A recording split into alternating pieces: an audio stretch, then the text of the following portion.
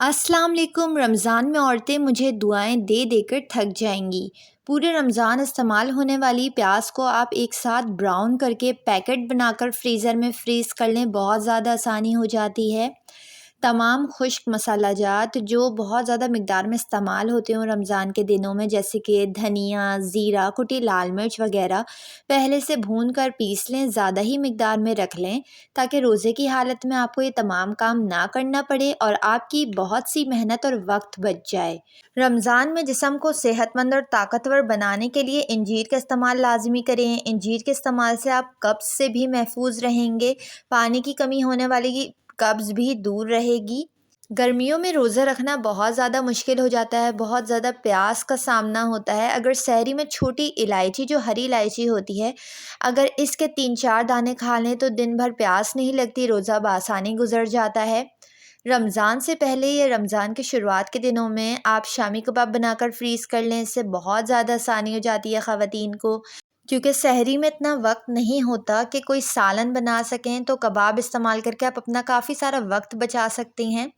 रमज़ान से कुछ दिनों पहले आप बहुत सारा लहसुन अदरक का पेस्ट बनाकर रख लें, इससे भी काफ़ी ज़्यादा आसानी हो जाती है।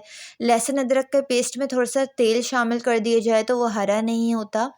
नमाज, दूसरी इबादत और तरावी के लिए जब आप इफ्तारी के बाद बाहर जाएं तो पानी की बोतल साथ लाजमी लेकर जाएं, थोड़ा-थोड़ा पानी पीते रहें ताकि दिन भर जो भी आपकी पानी की कमी हो जिस्म में वो पूरी हो जाए।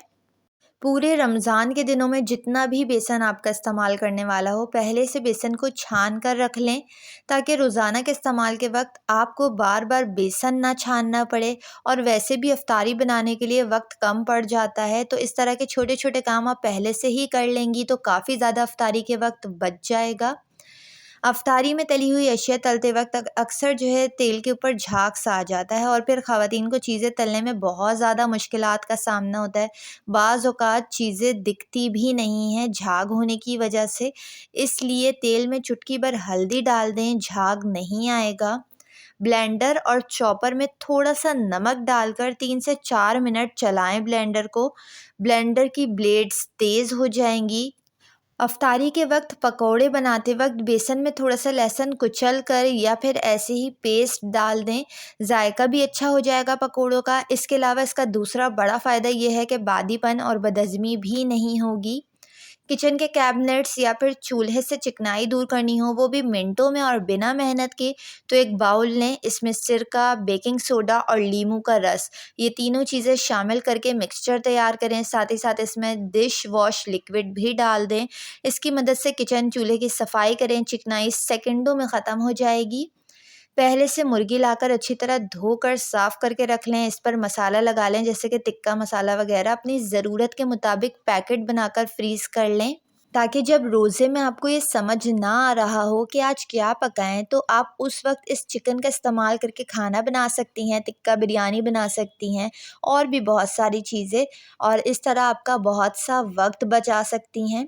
हर घर में इफ्तारी के वक्त खजूर का इस्तेमाल लाजमी होता है। खजूरों को दरमियान से काट कर इसकी गुठलियाँ निकाल लें। इसकी जगह एक बादाम या कोई भी ड्राई फ्रूट या फिर गुठली निकाल कर क्रीम भर दें। रोज़ेदार को इस तरह की खजूर काफ़ी ज़्यादा अच्छी लगती है। लजीज फ्रूट चाट बनाने के लिए कभी कभार ऐसा होता है कि फ्रूट चाट में डालने के लिए रसीला फल नहीं होता, जिसके बायस फ्रूट चाट इतनी मज़ेदार नहीं बनती। जैसे अभी सर्दियों में हल्की फुल्की सर्दी में रमज़ान पड़ रहे हैं, तो ऐसे कोई फ्रूट नहीं होता जो रसीला हो और फिर उसको फ्रूट चाट में डालें तो फ्रूट मज़ेदार बने।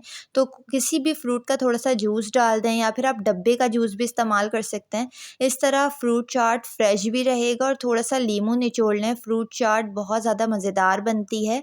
वीडियो को लाइक और चैनल को ज़रूर सब्सक्राइब कर लें।